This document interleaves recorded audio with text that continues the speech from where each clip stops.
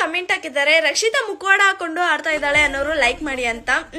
ನನ್ಗೂ ಯಾಕೋ ನಿಜ ಅನಿಸ್ತಾ ಇದೆ. ಯಾಕಂದ್ರೆ ಮೊದ್ಲು ರಕ್ಷಿತನ ಅಯ್ಯೋ ಪಾಪ ಅನ್ನೋರೇ ಜಾಸ್ತಿ ಇದ್ರು, ಆದ್ರೆ ಇವಾಗ ರಕ್ಷಿತನ ಬೈಯೋರೇ ಜಾಸ್ತಿ ಆಗ್ಬಿಟ್ಟಿದ್ದಾರೆ. ಯಾಕಂದ್ರೆ ಅವಳು ಅದೇ ರೀತಿ ಆಟ ಆಡ್ತಾ ಇದ್ದಾಳೆ.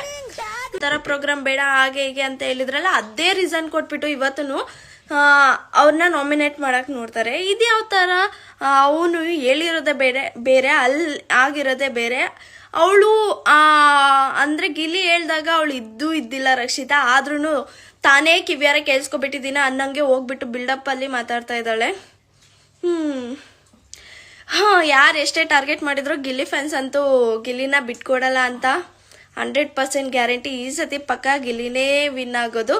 ಬೈ ಮಿಸ್ ಆಗಿ ಏನಾದ್ರು ಬೇರೆ ಯಾರಾದ್ರೂ ವಿನ್ ಆದ್ರೆ ಬಿಗ್ ಬಾಸ್ ಸ್ಟಾರ್ಟ್ ಆಗೋಕ್ಕಿಂತ ಮುಂಚೆನೆ ಫಿಕ್ಸ್ ಮಾಡ್ಕೊಬಿಟ್ಟಿರ್ತಾರೆ ಅಷ್ಟೇ, ಏನಾದ್ರೂ ಗಿಲ್ಲಿ ವಿನ್ ಆಗಿಲ್ಲ ಅಂದ್ರೆ.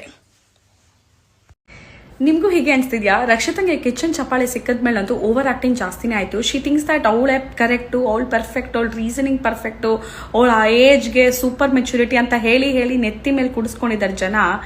I think so what she is doing now is totally wrong. ಏನೇನೋ ರೀಸನ್ ಕೊಟ್ಟು ನಾಮಿನೇಟ್ ಮಾಡ್ತಾಳೆ. ಆ ರೀಸನ್ಗೆ ಇನ್ನೊಬ್ರು ಜಸ್ಟಿಫಿಕೇಶನ್ ಕೊಟ್ರೆ ಅದನ್ನ ಕೇಳಿಸ್ಕೊಳ್ಳೋಕ್ಕೂ ಒಂದು ದೊಡ್ಡ ಬೇಸಿಕ್ ಕಾಮನ್ ಸೆನ್ಸ್ ಅನ್ನೋದೇ ಇಲ್ಲ. Kavya is really doing good ಅಂತ ಅನಿಸ್ತಾ ಇದೆ. She gave the perfect reply to Rakshita. ಕಷ್ಟ ಬರ್ತಿದ್ದಂಗೆ ರಕ್ಷಿತಾ ಎಲ್ಲ ಆಟಗಳು ಹೊರಗೆ ಬರ್ತಿದ್ದಾರೆ.